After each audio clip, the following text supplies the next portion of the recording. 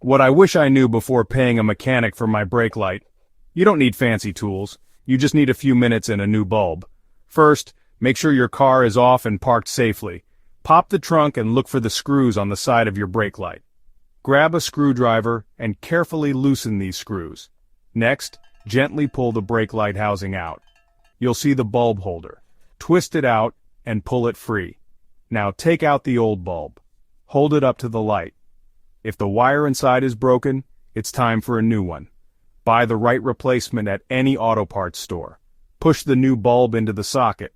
Twist the holder back into the light housing. Slide the whole thing back into place and tighten the screws.